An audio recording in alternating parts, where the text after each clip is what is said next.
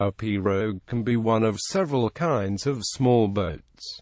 One kind is associated particularly with the Cajuns of the Louisiana marsh. The early Cajun pirogues were cypress dugouts, but today they are usually flat-bottomed boats. Pirogues are not usually intended for overnight travel but are light and small enough to be easily taken onto land. The design also allows the pirogue to move through the very shallow water of marshes and be easily turned over to drain any water that may get into the boat. A pirogue has hard chines, which means that instead of a smooth curve from the gunwales to the keel, there is often a flat bottom which meets the plane of the side.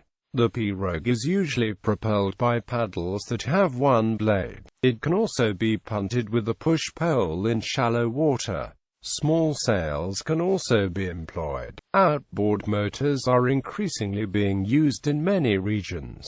In West Africa they were used as traditional fishing boats. History. The word comes from the Spanish word Pirogue, which comes from the Carib Pirogue. Traditionally, it was just another name for dugout canoes, but it came to refer to a specific type of canoe. Naturally, in Louisiana the boats were constructed of cypress, but suitable natural lumber is no longer readily available. Plywood is the common material for modern pirogues. Many modern duck hunters and fishermen in the swamps of South Louisiana use pirogues made of fiberglass, some of which are outfitted with small outboard motors or trolling motors. In his 1952 classic song, Jambalaya, Hank Williams refers to the pirogue in the line, "Me gotta go pole the pirogue down the bayou." Johnny Horton, an avid Louisiana fisherman who celebrated Cajun customs and culture, also mentions pirogues in his 1956 song, "I Got a Hole in My Pirogue."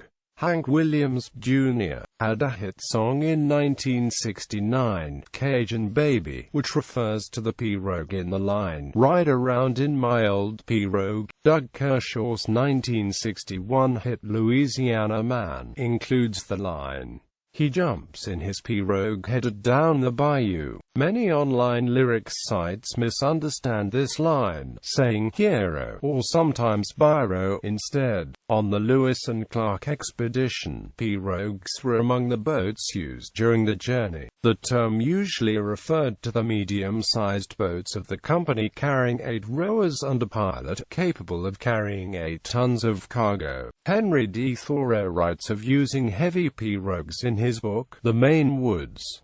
Uses in military and piracy contexts. In 626, when the Avars were besieging Constantinople, the Slavs crossed the Golden Horn in the pirogues and landed on the shore of the lower Blackneck, and in spite of all defensive measures that were taken, looted churches. There are accounts of 17th and 18th century Caribbean pirates using pirogues to attack and take by force much larger vessels, including sloops and even barca-longas. Pirogues were used extensively by pirates and buccaneers throughout the Caribbean, the now Mexican and Gulf coasts, and the east coast of what is now the United States. For the most part, though, such vessels were used for scouting or as tenders. Pirogues were used by Lewis and Clark on the Missouri River and westward from 1804 to 1806, in addition to bateaux, larger flat-bottomed boats that could only be used in large rivers.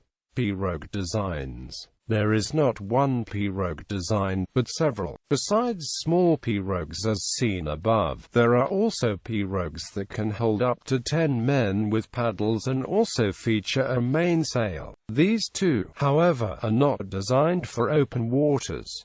They are best used near shore.